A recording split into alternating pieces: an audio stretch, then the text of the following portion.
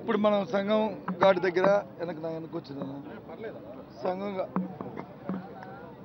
ఘాటు దగ్గర మనం అందరం ఉన్నాం. ఈ పనులన్నీ చూస్తుంటుంటే ఇంకొక 6 నెలలు ఉన్నా సరే ఈ పనులు పూర్తయ్యే పరిస్థితులు కనిపించట్లే.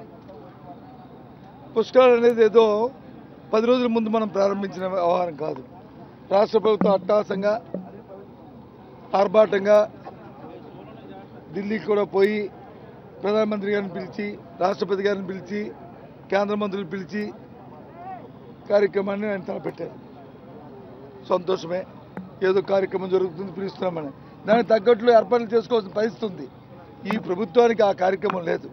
సుమారు 100 కోట్ల రూపాయలు దీని మీద వెచ్చిస్తూ ఆ డబ్బుని ఏ విధంగా వారి తాబేదారులకి, వాళ్ళ అనుచరులకి, వారికి ఎన్నికల్లో మూటల మోసిన ఎవరైతే ఉన్నారో వాళ్ళందరికీ కట్టబెట్టడానికి కార్యక్రమం తప్ప ప్రధానికానికి వచ్చే భక్తి కోటికి ఇది ఏ విధంగా కూడా ఈ కార్యక్రమం కాదు. ఇది వాళ్ళు చేస్తున్న కార్యక్రమం.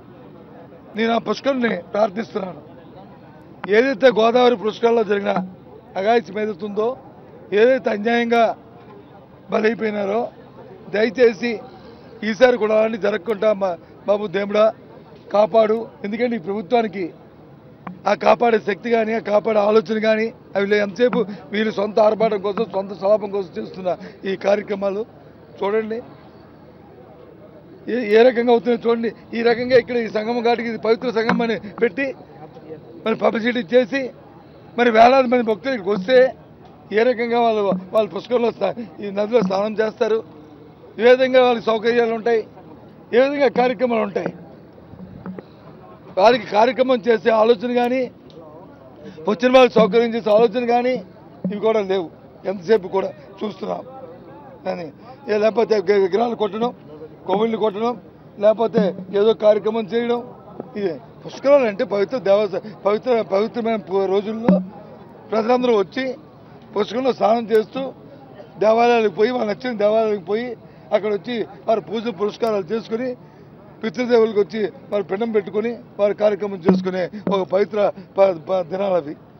ఆ దినాల్లో ఇలాంటి కార్యక్రమాలు చేస్తున్న మరి ఈ ప్రభుత్వం ఏమనాలో అర్థం అవ్వట్లేదు. నేను వ్యక్తిగతంగా ఏదో పార్టీ పరంగా మీ వ్యక్తిగతంగా దూషిస్తుంది కాదు. మీ అందరూ సోదరులందరూ అతను చూద్దాం. ఏదో కార్యక్రమం ఈ వీళ్ళ దగ్గర పాతాళ అయితే తూతూ మంత్రం చేసి